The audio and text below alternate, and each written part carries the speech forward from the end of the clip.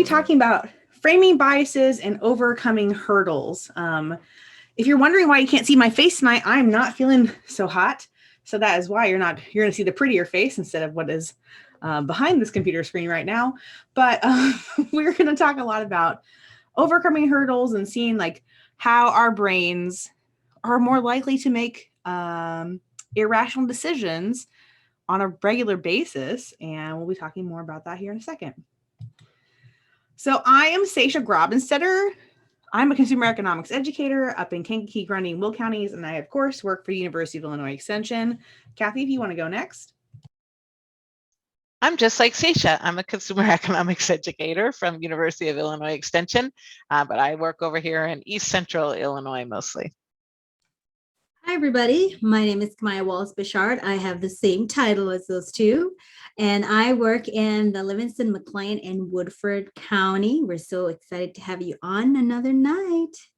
Yes, it's our second to last week, so we are excited. Hopefully you learned something new tonight. It's a little different, so hopefully you have your notes ready because it's going to be a bumpy ride, I think. Just a reminder, if you are somebody who is struggling with, their own personal finances, they have questions about paying down debt or saving for your goals, we do have mentors available in the counties to your right. Yes, the right of your screen. And then I know hopefully Emily or Kathy can throw that one in the chat. I think it's the only link I have for tonight. So we are looking forward to, if you have questions, please feel free. It's a free service. It is available for those who do need it.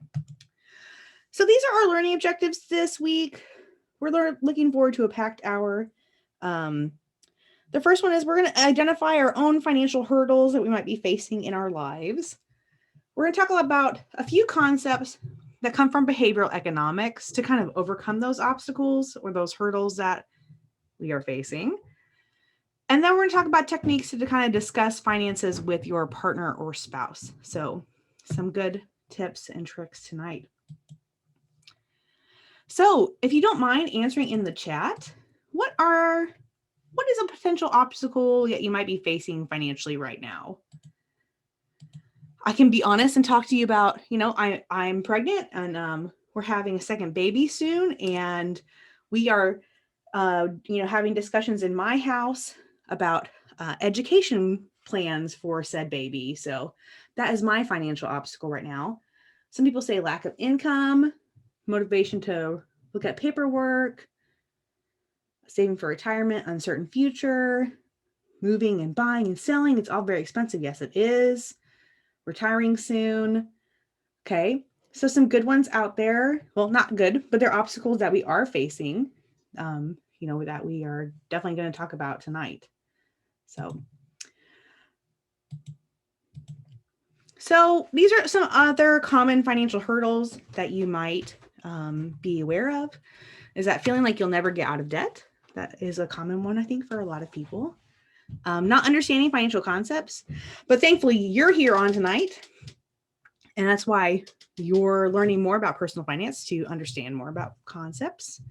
For those in the pandemic, I can't believe it's been a year today that I was sent home from my office. Definitely loss of a job is a big one.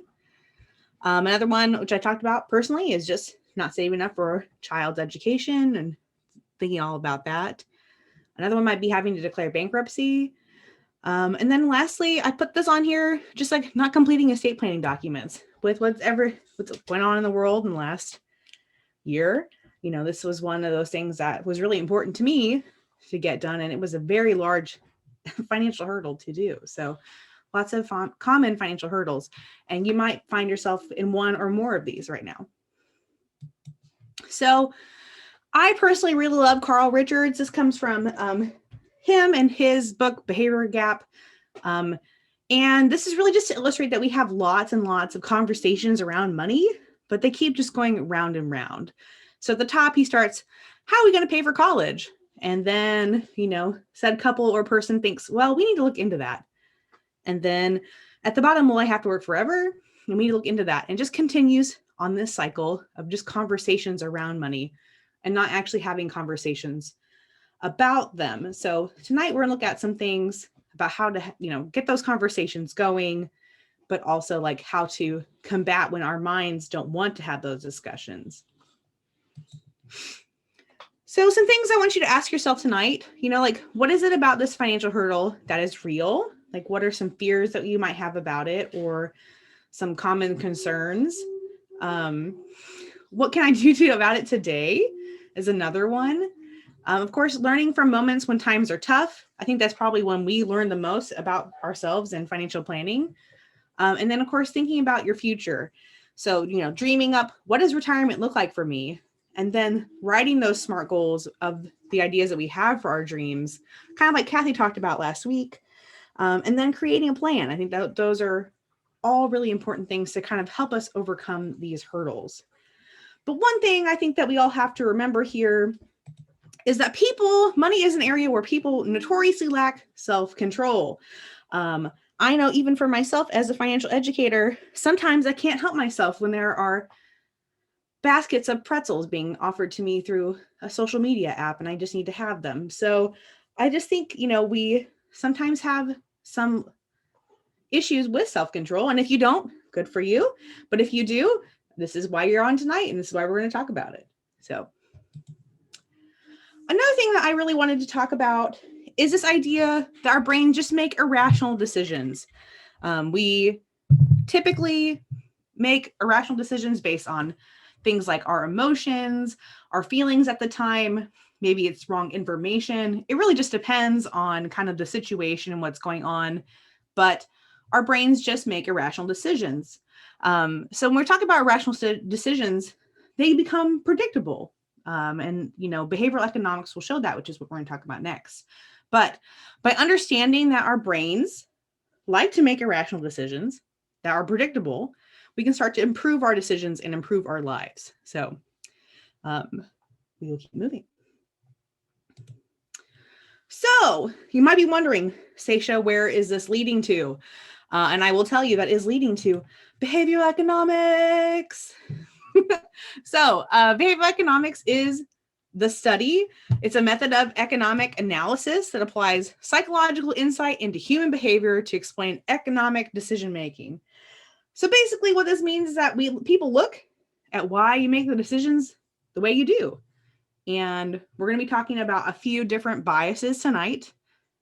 And I'm excited to kind of have these discussions with you about them. But basically, again, looking at behavioral economics in a very less jargony way, we're looking at why people make the decisions that they do.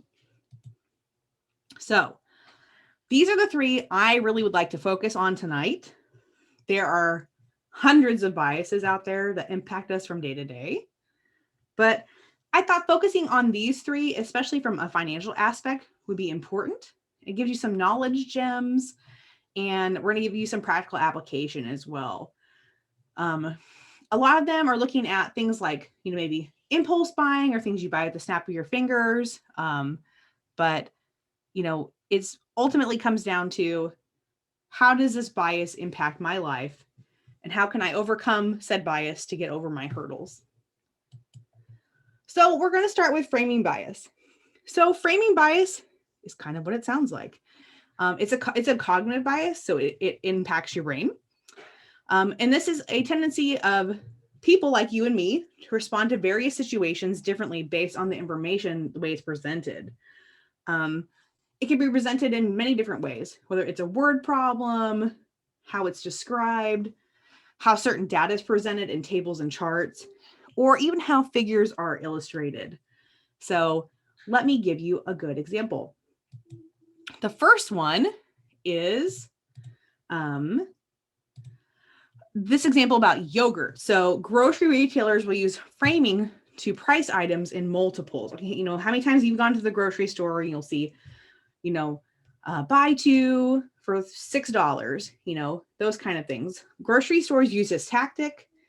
This doesn't really imply you get a bulk discount for said items. In this example, there are 10 yogurt cups for $10. And just because you buy 10 doesn't mean that you get a discount. Again, you just get them in multiple, people like to buy them in multiples of 10 because they think they're getting, some kind of deal on it. But even if you only purchase 5 yogurts, aren't they still $1 each still? And they are. So if you ever bought 12 or 13, or in my case, sometimes we buy 15 at my house. I'm not really sure why. Apparently we love yogurt, or even just 5, it's still $1. So you can still buy it. But that, again, the grocery stores like to use this tactic. Another example is a lot of times we hear this example about Americans, that 2/3 of Americans have retirement savings. Woohoo! That's a great thing. That's a great thing to hear about. 2/3 of Americans have retirement savings. Now, let's say I flipped the example. I said 1/3 of Americans have no retirement savings. It might have a different taste in your mouth. You might think of it a different way. You might say, oh, wow, I'm one of those 1/3, or that's a lot of people. I didn't realize how many Americans had no retirement savings.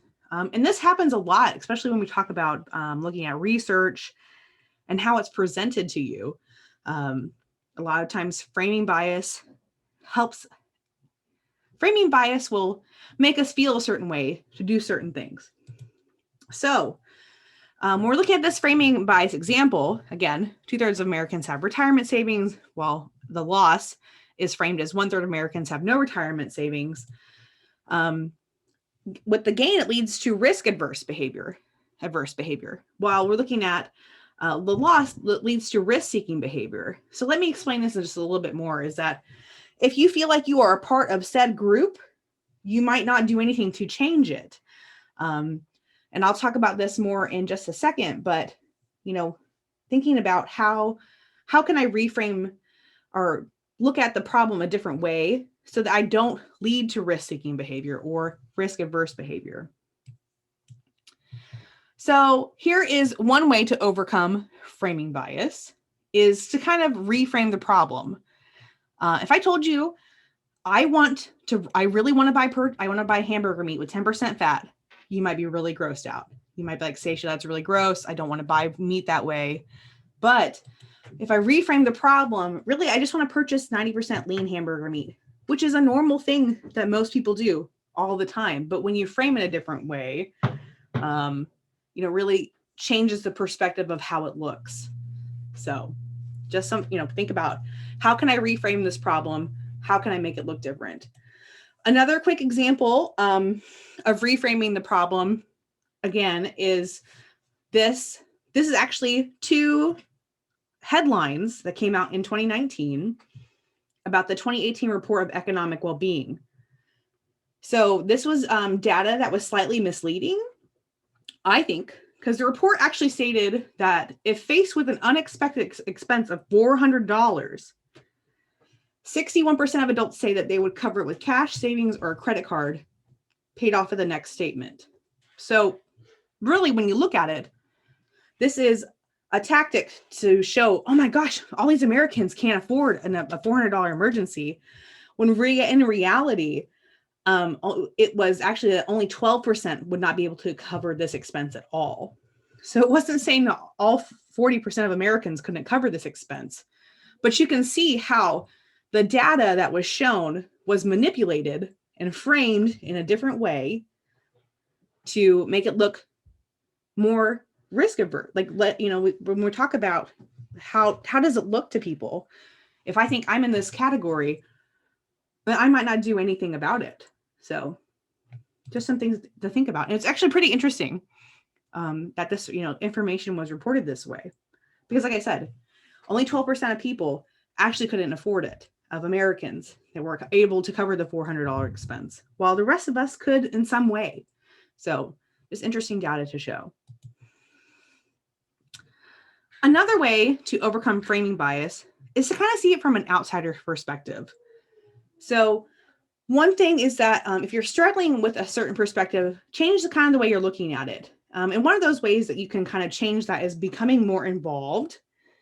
Can be really important to how invested you are in such an issue. There was a study that was done in 2010 that found that people who are involved in the issue are more motivated to think about persuasive messaging and be more interested in acquiring information about the product without having any kind of bias towards it. More involved individuals are found to be less susceptible to the framing effect, whereas those who were less involved were more susceptible. So if you are looking at something like said headline like this, look at it, go to the real data, because that's what I did. Was I went to the data and I was like, what does the data actually say? So just another way to kind of seek out that information and have another perspective on it. So we have a poll. I'm going to pull it up here. Imagine that you have $2,000 in your checking account. Would you accept a 50-50 chance at either losing $300 or winning $500? So you can say yes or no. The first one. And then there's a second one. Hopefully everyone can see it. I don't see any. Okay, good. Imagine you accept a 50-50 chance at either having $1,700 or $2,500 in your account. So don't think too much about it. Just answer the poll. Take a quick sip of water.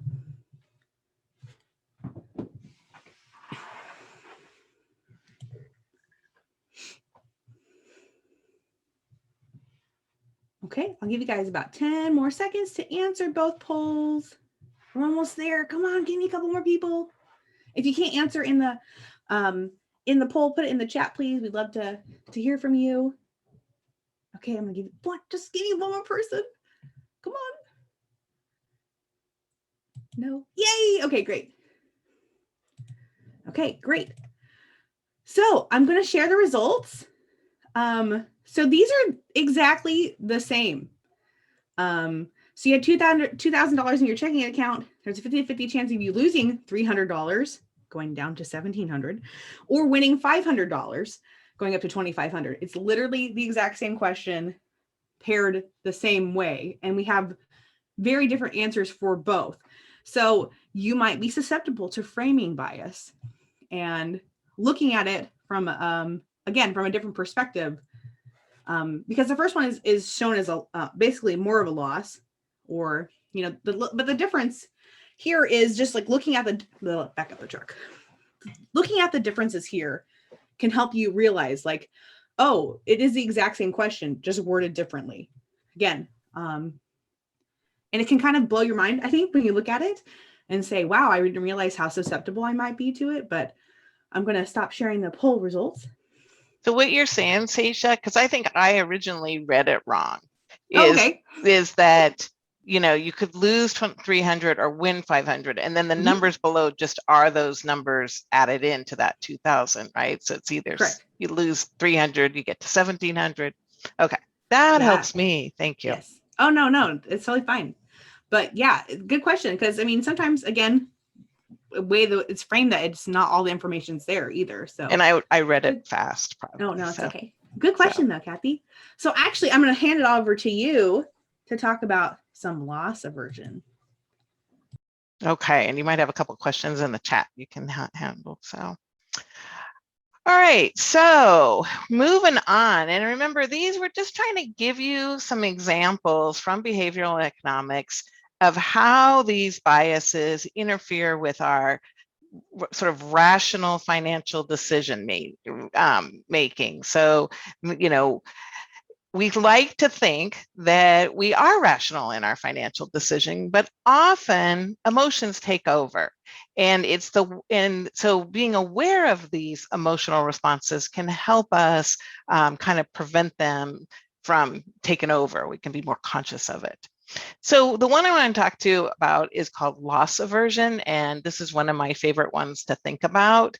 And basically, it just says that as humans, we focus on the possibility of a loss way more than we do on a gain. So if we think we're going to lose something, that's twice as powerful a motivator as the possibility of making a gain of equal magnitude. And I've really had to think about this one because I like to be positive and give people positive reasons to do things, but actually it's more motivating when you give people the negative loss version of it. So next slide, Seisha, please. So basically what I was just saying, humans do not like to incur a loss. So for example, when I'm teaching, I might be like, oh, if you turn off your lights when you leave a room, you'll save money. Now you'd think that would be motivating, but actually if I would say you're losing X amount of dollars every time you leave your lights on, people would hear that more and they'd be more motivated to make change and to turn their lights off. So if you have children at home that never turn the lights off, frame it as a loss and you might have more luck. So, all right, next slide. So, and we're not the only ones, just financial educators, we're not the only ones that know about loss aversion. It's used in marketing all the time. And again, to help motivate those financial decisions. So a lot of times you will see marketing campaigns that are built around the idea of like, what do I want to say? Like what are you going to miss out on if you don't take action? What will be your loss if you don't purchase something? So timeshares, you won't have the opportunity to have, travels with your family at this beautiful spot. You're going to lose out on that. If you don't go make a purchase today, the sale will be done for that wonderful sofa in the ad. You don't want to miss out on that opportunity. Those losses of opportunities really do motivate us. So now that I've said that, watch the ads for the next week and see how many times you can pick that up. And I just have to add that loss aversion happens to all of us, including me. So this actual example of purchasing a timeshare happened to me and my spouse when I was pregnant the first time. And we were at a timeshare sales pitch, which we probably should never have been there in the first place. But because of the high pressure sales tactics and the emotions that were involved with it, we ended up purchasing a timeshare for about 24 hours. So thank you, Kathy, for... Yeah, and that's actually a good example. You just kind of slip that in there. When we know about biases and we know that we're susceptible to them, sometimes one way to deal with it is to avoid the situation. So like if you really don't think you can afford a timeshare, or it's not where you want to put your dollars, don't go to the sales pitch, because we know that marketing is really hard to combat when they start tugging on your emotions. All right, next slide, please. So it also becomes a real problem with investing.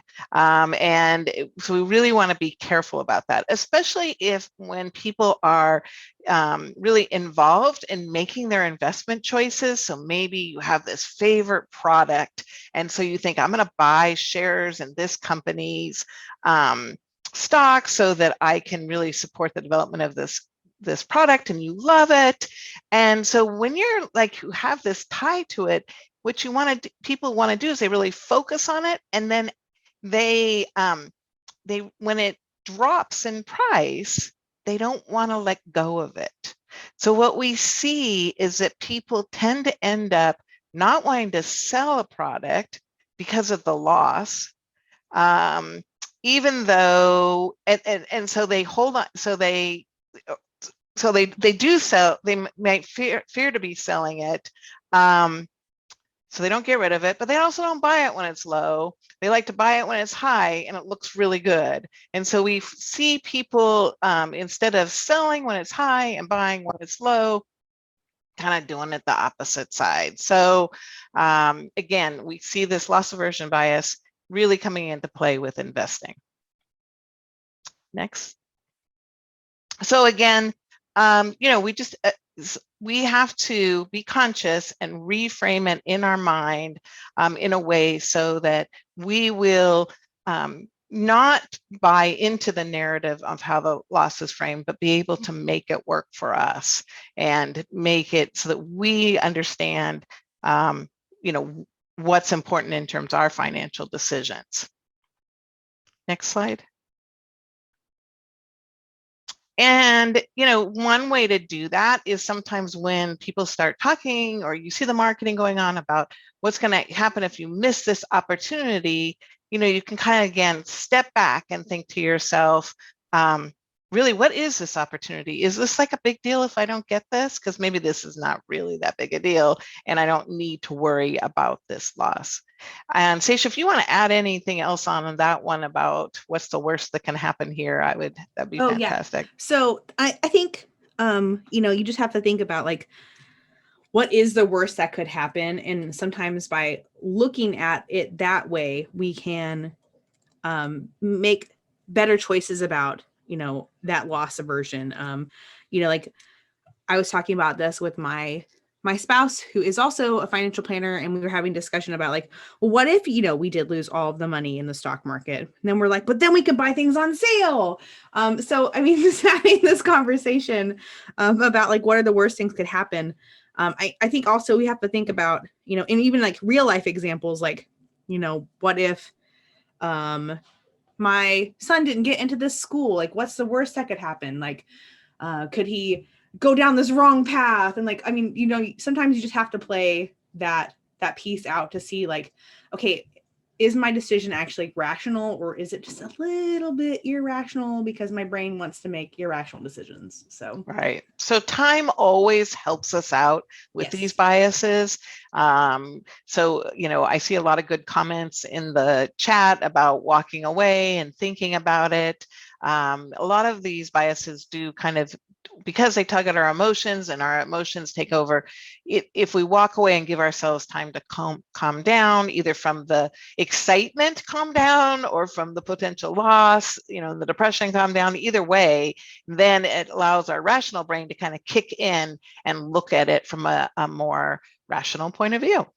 So Thanks for all those comments there, people. Thank you, Kathy. Thank you. So I'm going to switch back over and I'm going to talk about self-control bias.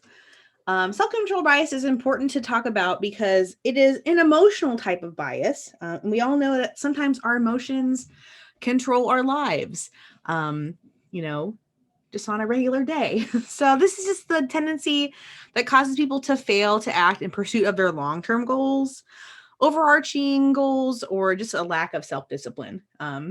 We all have it. We all have those things that, that we lack self-discipline in, but we have to look at kind of those other things that we're thinking about. So let me give you an example. So this information is actually from a study done in 1998. So this is the Save More Tomorrow plan. So employees, this is information that employees were approached about increasing their contribution rates before their next scheduled pay increase occurred. So let's say you were going up for a job, or you were up in a job and you knew that your pay raise was coming. The employees you were approached saying, hey, let's up your contribution rates for retirement. So the contributions from the employees who join the plan are automatically increased following their first paycheck following a raise. So if you decided to join the plan, the money from your raise would go straight into your saving or your retirement account. It did show that you did have to reach a max. You couldn't just keep going and going and going forever to contribute, for 5 years, 10 years or whatever, if they did reach a max. But employees could opt out at any time. So another thing was that based on the information the employee provided, there was also a consultant that was hired to compute a desired savings rate for each person. And the consultant also discussed with each employee how much of that increase in savings would be considered feasible. So like, do they need to save 10% or 15%?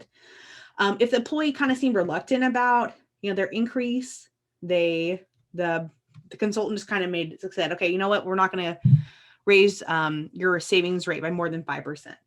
So again, this was done in 1988 with a small mid-sized manufacturing company. So I'll tell you that there were 315 eligible participants. All but 29 agreed to meet with the consultant and get their advice. Free advice is always good sometimes, depending on what it is, of course.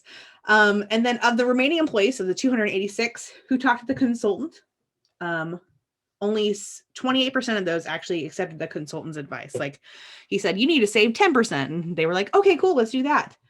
Of the remaining 207 participants who did not join the savings rate from the consultant, like I just said, 162 had agreed to join this plan where their pay raise increase would just go straight into their retirement fund. So the results. So from the first raise, prior to the second raise, only 4 participants dropped out. So of the 162, only 4 participants dropped out between the first and second raise. Another 29 participants, so 18% more dropped out between the second and third pay raise. And 80% remain in the plan through all 3 pay raises. So but the one thing that was really good here is that those who withdrew, so the 4 and the 29 participants who dropped out, they did not reduce their contribution rates to the original levels. They just stopped making future increases from taking place. So this self-control bias causes clients to spend more money today at the expense of saving for tomorrow. So that's what we're looking at. This is that the people needed a kind of a nudge, a push to save more for their retirement. So basically what this shows us is that people are generally poor at planning and saving for retirement. That individuals may need to have self-discipline imposed on them consistently to achieve a savings. So, and then of course, studies have shown that people who do not plan for retirement are far less likely to secure retirement than those who do plan. So having a plan in place, no matter if it's, that we put our pay raise in our retirement, so we don't even notice the pay raise, or, that you talk to somebody, having a plan is more important. So we're going to do a quick poll just to see. And again, this is anonymous, so just know that. How would you rate your own self-discipline? So when I achieve a goal, if it's important to me, if I want to lose 10 pounds, I will diet and exercise relentlessly until I'm satisfied. The second one is I often attain my goals, but sometimes I have trouble sticking to certain difficult things I've resolved to accomplish. Or I have a tremendous amount of difficulty keeping promises to myself. I have a hard time saying no to myself and often ask myself, others tell me in obtaining my goals. So again, it's anonymous. I don't even know who's answering. Just be real honest with yourself about how does your own self-discipline look? We just want to see. Again, like I said, it's anonymous unless you put it in the chat. So don't put it in the chat unless you want to. Oh, we're almost there. Oh my gosh. Okay. I'm going to end the poll. Oh, 100% of you voted. Great. I'm going to end the poll. And it looks like most of you are in the middle. So I'm going to share the results. Is that I often attain my goals, but sometimes I have a hard time sticking to them. And that's okay because let's be honest, we're all human. I do see some of you who do lose that 10 pounds and that's good for you. I'm proud of you. And then there's some of us who do have a hard time saying, keeping promises to yourself. And that's okay. That's why we're learning tonight about behavioral economics. So let's talk about some ways to combat self-control bias. So the first one is having a spending control. So this behavior can be counterproductive to obtaining long-term financial goals. And we should be thinking about paying yourself first, which is very, very critical. Whether that's a spending control of, I only spend $20 a month on coffee out, or I have a spending limit of, $20 for, fun things, whatever it may be. I do know people who will, once a month, they'll go take like a gift card that they have and, put $30 on it, let's say, for the whole month to help pay for their fun things that they really like. Let's say, again, like it's coffee or something like that. And that way that they have that spending control, because once the gift card is empty, they're not going to refill it until the next month. Another way to kind of combat self-control, again, is a way to combat it is to plan. So when we lack planning, especially those who are not planning for retirement, we're not looking at they might be having a hard time. Like, what does retirement even look like? So we want to look at, again, thinking about those dreams. What do we want retirement to look like? Thinking about those plans first, and then going to meet with, whether it's a financial counselor, or a financial planner or practitioner, somebody who can help you look at making those dreams a reality and then creating goals based off financial decisions that you want to make. Like for me, it's really important for me that when I get to retire at a certain age, my husband and I still have not figured out what the age that is, but I really would like to spend more time volunteering. So just, I want to make sure that that's part of my life. And so I can have that conversation with my planner and we can, take that goal and see how it applies. Of course, the benefits of discipline can be very difficult. Trust me, I understand. I am lured by ads for pretzels, like I said earlier, but remembering why you're paying down X or saving for Y can be really helpful reminders for you guys. Self-discipline is difficult to obtain, but sometimes you just have to remember the light at the end of the tunnel. Whether you're paying down debt, that debt's not going to be there forever. If it's saving for retirement, you want future you to be happy and excited about said dreams and thoughts and ideas that we have for what we want it to look like. So we have to just be mindful of all of that going on there. So some other things I think that are important kind of just to discuss, kind of, again, to go back to the previous slide, is like rules of thumb. Creating a rule of thumb can really help curb spending. So let's say, for example, it's date night. I understand that we're still in our pandemic stage, but let's say, you really want to, have date night with your spouse or your significant other, or maybe it's date night with the family. Maybe you make a dinner date night limit of $50. And this could include, food for two and tip. Another example could be, we only go out to eat if the kids can eat for free, which sometimes, could make for a chaotic night, but, hopefully if you can get it for takeout, that's really nice as well, especially, with everything going on. But making these rules of thumb can help us kind of make the bleeding stop in a spending plan or a budget. And again, help curb that spending, whether, we're mindful of it or not. So in the chat, if you don't mind, I want to know some ways that help you curb your spending. What are some ways that help you do that?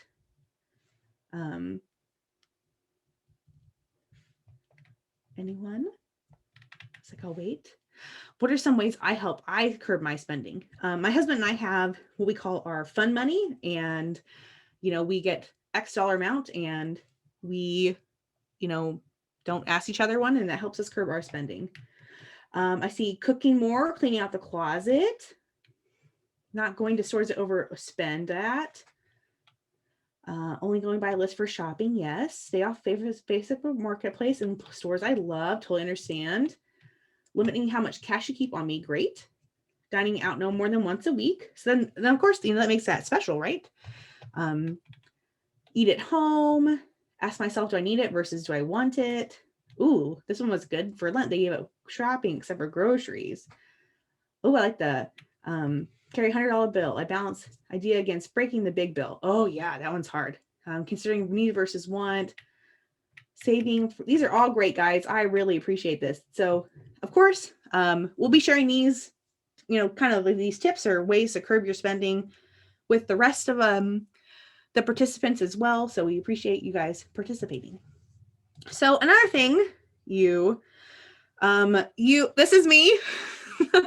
I thought this is a fun exercise that I've seen from other educators while I was in graduate school. So I was in a behavioral economics class, which is where this love of behavioral economics comes from.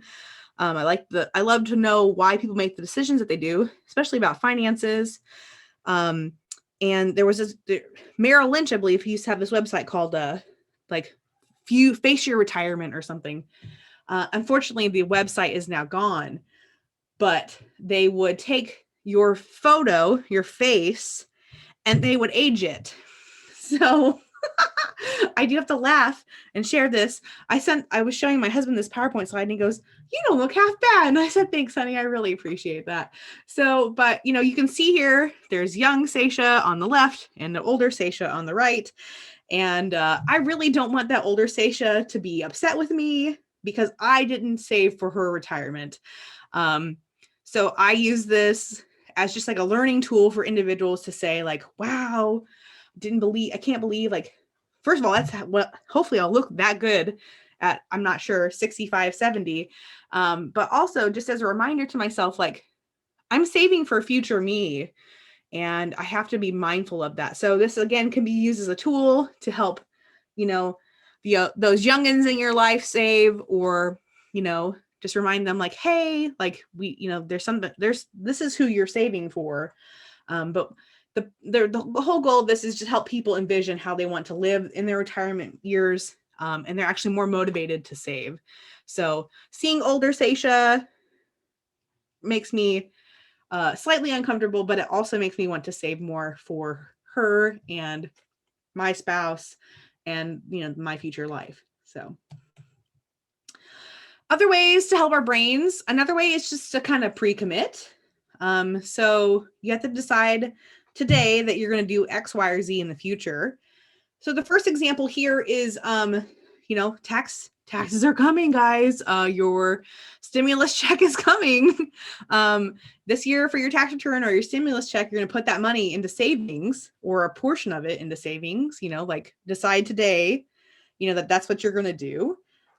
The other example here is that, you know, you really want to set up an automatic payment for each, from your checking account of $25 each month on the 15th day to fund your child's 529 plan. Setting it up today helps our brains pre-commit and help with that self-control bias to make sure that those things do happen. So pre-committing can really help us, especially overcome some of that self-control bias, like I said. Another thing that I think is really important is picking a few select friends or family members that you can kind of share your financial goals with. Again, you know, and the important piece here is like the key is ask to check on you with your progress, because I have found, not whether it's personal finances or even just in life, you know, but if you have somebody checking up on you on your progress and your goals, you're more likely to achieve them.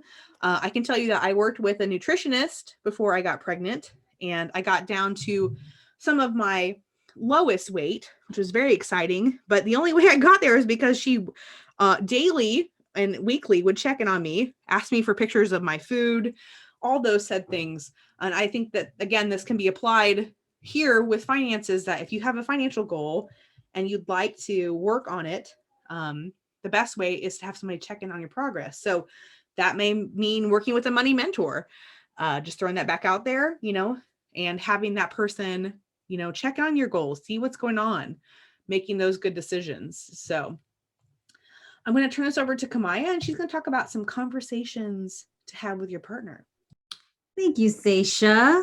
So Kathy and Seisha have done a wonderful job talking about some of the financial hurdles that might affect us, and using like the lens of behavioral economics, of course, to understand our thoughts and behavior. Now I get to talk about love and money. This is one of my favorite things. Seisha and I have done a podcast on this. We've done a webinar on communicating with your partner or loved ones about money. So when we think about like this topic, of course, there are different hurdles or barriers to effective communication. For example, you know, when we think of money personality, that could also include like our risk tolerance, just negative experiences with how we manage money. So lots of different things that could be like that hurdle that may cause some issues when we're trying to have a good conversation. Because I know a lot of people, you go into it with like that positivity in mind, but sometimes it just doesn't work out that great. So financial hurdles, moving on to the next slide, financial hurdles may also stem from different things, including spending secrets.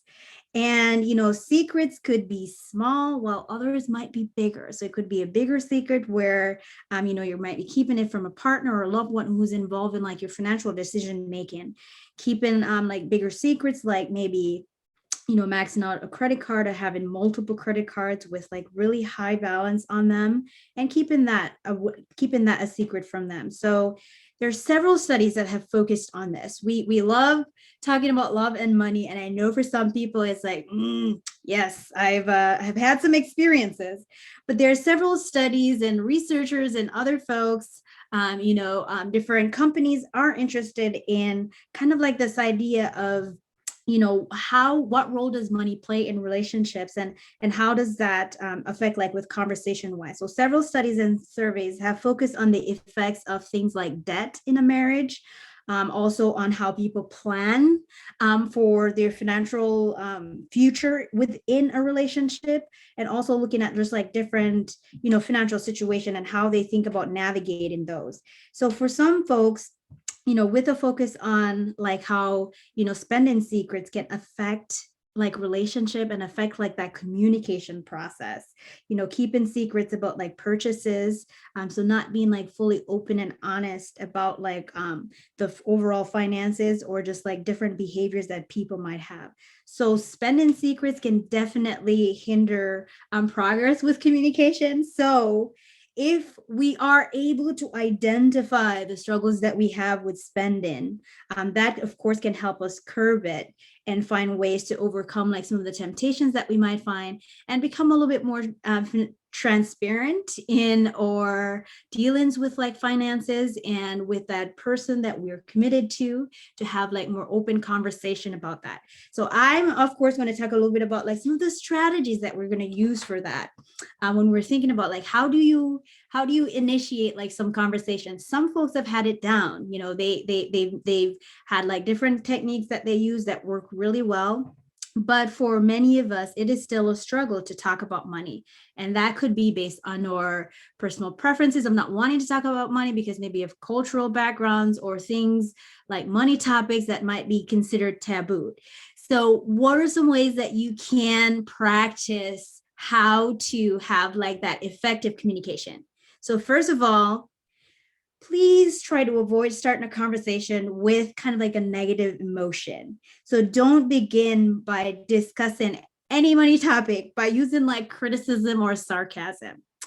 I have a lot of funny people in my family, and they think they're funny sometimes, and they use sarcasm a lot. But when it comes to like important money topics, if we're talking about, the mortgage or the utilities, just not starting that way, because then that is kind of like an automatic hindrance to having like the conversation flow really well. So making sure that you don't use that kind of like harsh startup in any of like the decisions and the conversations that you're going to be making around like money.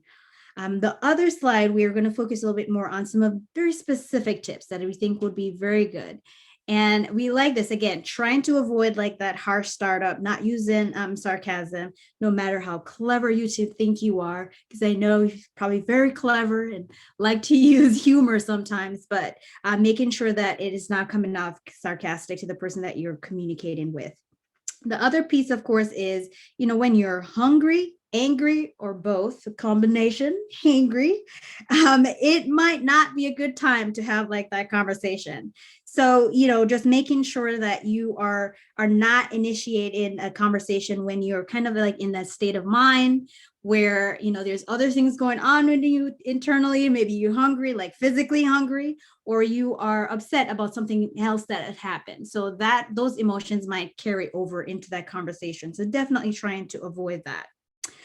Now on to one of my favorites. So using I statements, I'm sure some of you are familiar with this, and they use it in lots of different areas. So lots of different focus areas that use I statements. And so when we think about like I statements, is kind of focusing on understanding how you feel without using like negative tone to the person that you're communicating with.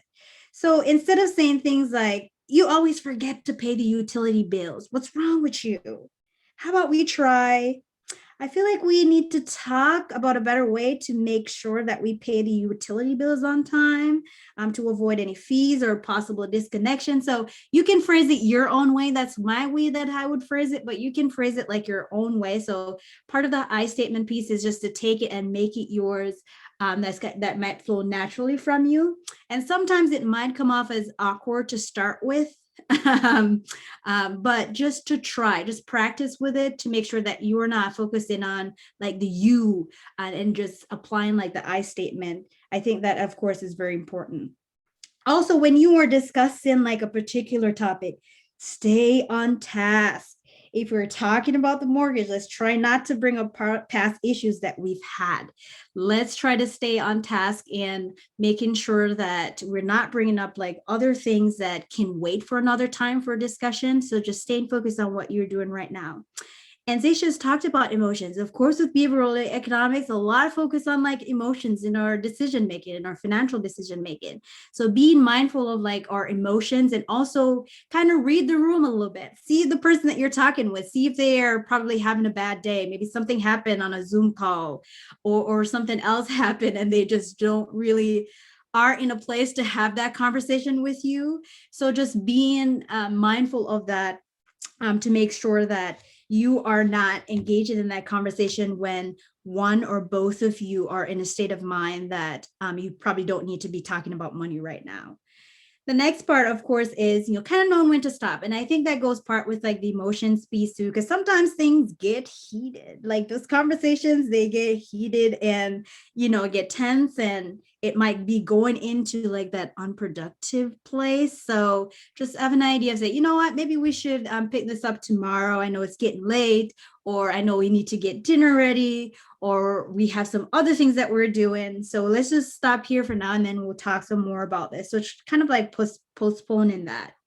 Other ways, there's different techniques like change of scenery, change of location can be great. Going for a walk, it's getting nicer outside. I know yesterday wasn't that great here where we are in Bloomington, but today wasn't that bad. So other days that might be a little bit nice to go for a walk.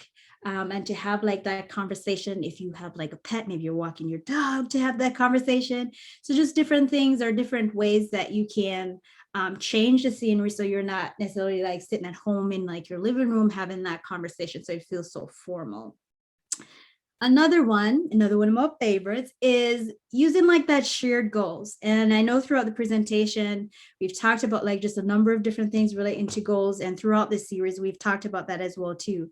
But when you have like a shared goal and, something like I know we want to retire on the beach. I don't know which beach. Is it Florida? Is it the Caribbean? I don't know which beach, but I know we want to retire on the beach. How are we going to get there? How are we going to work together to have effective communication so that in our planning, we're kind of on that same page as we're planning for our future. So having like those shared goals, and if you're at a stage where it's like you're focusing on like kids education, and I see a lot of that in the chat as well too, focusing on that goal to help you with getting like the conversation started. And so you have a starting point and it doesn't feel like you're maybe all over the place or you're just having the conversation just to have it. So having like that shared goal and using that as your foundation can be very, very helpful. And I think with that, that's all I had to tell you about love and money. As we're getting close to the end here, I know there are a couple more things that Zaisha would like to share, so I will hand it back over to her. Thanks, Kamaya. So just as we are starting to wrap up, if you are looking for more consumer economics programs, you can find it on our extension page there. We'll be definitely sharing these links in the chat as well. And then maybe I'll have Kathy talk a little bit more about this, but once a week, there are wellness tips that can be texted to you. And you can see that. Let's go to Illinois/wellness tips there. I'm pretty sure somebody will throw that in the chat for us. Thank you so much, Kathy. But some good tips from not only personal finance, but some of our family life educators and our nutrition and wellness educators as well. Next, of course, we just released our new podcast called Hey, What's for Dinner?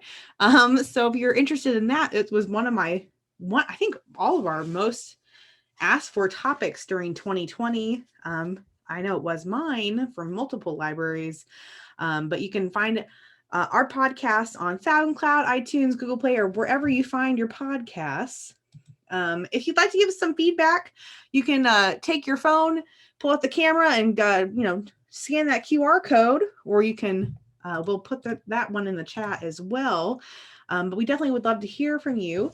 But we'll definitely have some time for questions, and we'll throw those links in the chat real quick. But we are excited that you could join us today and